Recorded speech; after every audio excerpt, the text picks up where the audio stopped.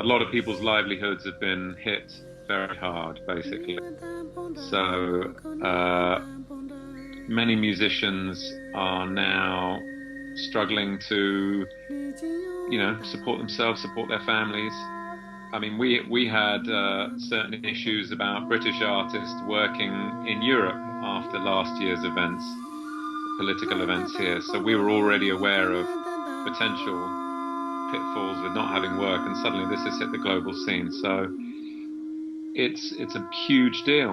But on the other hand, it's given a lot of people a lot of time and space to be creative, to search within themselves and dig deep and find out what it is that where they're really at and who they are as artists, I think. But having said that, I've spoken to quite a few of my friends. The first few weeks of lockdown, everybody was just in a bit of a haze, a bit of a brain fog. Many of the kind of Psytrance guys in our scene who work really, really hard, traveling the grueling kind of lifestyle, for us to have some time off has been amazing as well. So it's a double-edged sword. But I think like we mentioned, the unknowing of what the future holds, that's the scary bit. But if you live in the moment and you can see the positives and be optimistic about the world, the potential that this has given humankind and the human race and the planet, and the potential as individual human beings to take time out from the rat race and Western urban living and be with our loved ones and to switch off. This is one of the rarest opportunities I think we've ever had. This is a cosmic trigger.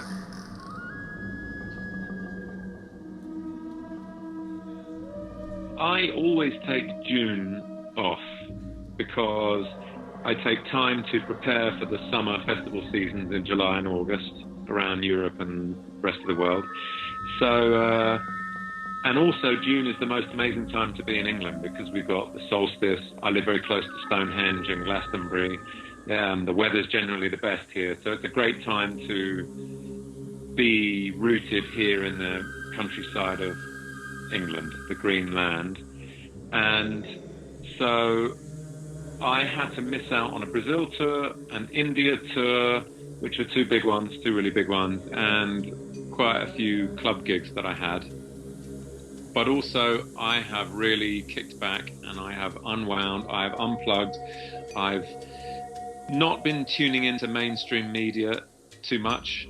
I've been in a little bit of my own bubble, trying not to get caught up in the panic and the media frenzy of it all. And it's taken a couple of months, but I'm getting my mojo back now, and now I'm feeling the motivation to get in the studio and get creative and get ready for when the veil lifts and we can all get back to not how it was before, but whatever the future paradigm is going to be.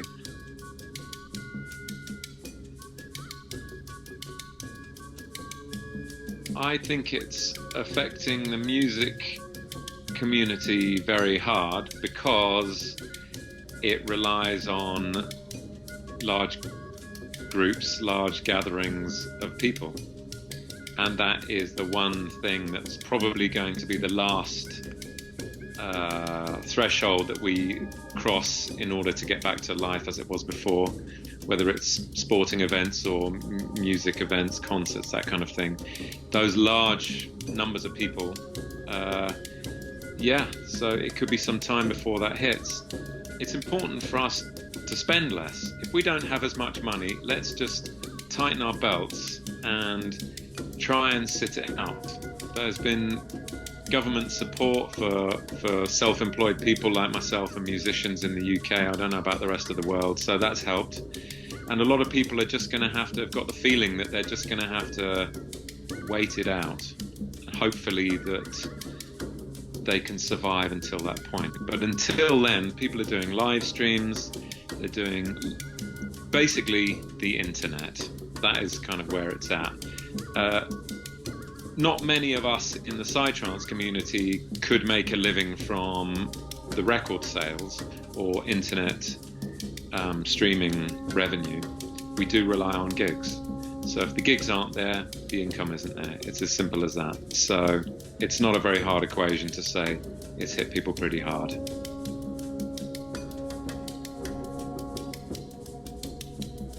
Yes, the Psytrance is a very touchy-feely scene.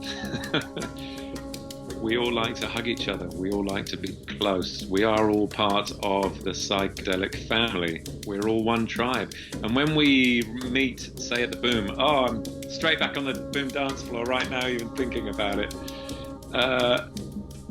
We are like pollen that's been out there, spread across the whole planet, and we come back together to share our stories, to share the dance, to share our vibration. And that's an intimate thing. I do feel that we are a really tightly knit community, and with the social distancing and all these weird terms that they give to people, it will become the norm to a certain extent. But I think a lot of people will break that conditioning fairly soon, because these dance floors that we meet, the Boom dance floor is the deconditioning palace. It's where we go to decondition ourselves from all the stuff that society tries to force us to think. So if we can do it anywhere, we can do it in those places. And obviously doing it in a sensible and suitable way at the right time. We have to follow guidelines, and we don't want to create, but it's at the same time, when you're in a festival and you're sharing toilets with everybody, and you're sharing food community and food preparation in 40-degree heat, and people have to be sensible anyway. They need to wash their hands, and they need to have basic hygiene, and we don't question that, do we? So I think maybe this Covid-19 is in the human race for keeps, and we'll have to adjust accordingly. I think it's going to require some adjustment, but I'm positive, and I can't wait to come and give all my brothers and sisters a huge group hug.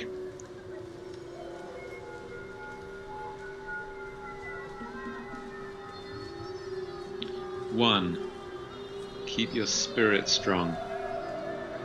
2, don't be afraid to dig deep. Look inside you. Don't be afraid of the negative emotions of fear and anxiety. Accept them, embrace them, be grateful for them for trying to protect you from global and personal events, but transcend them with love and creativity. 3, look back on points 1 and 2 and keep doing them.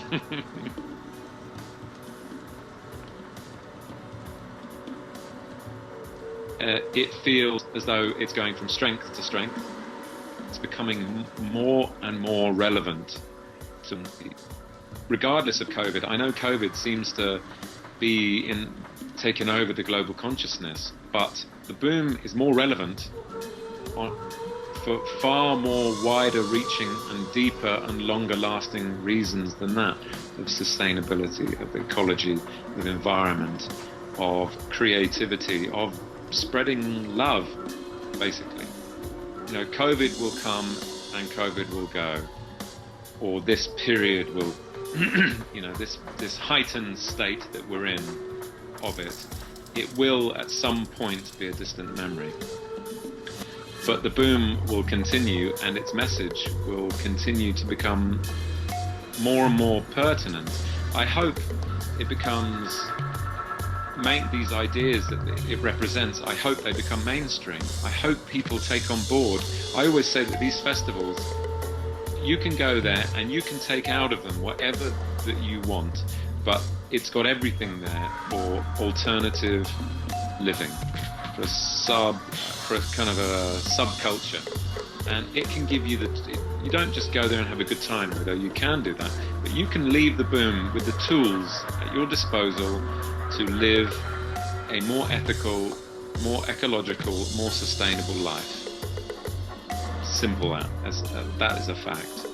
And I would urge all the people that go to the Boom to look at the other dance floors, to look at the permaculture, to look at the program and find what's going on. Dig deep. There's so much going on. You can't do it all in 1 year. That's why we have to keep going back. And every year it evolves and gets deeper and wider, and it casts its net to more and more people. And with the struggle that we have with Western urban living and all the stresses and strains that puts on us, we need the antidote. And this is the antidote, in my opinion.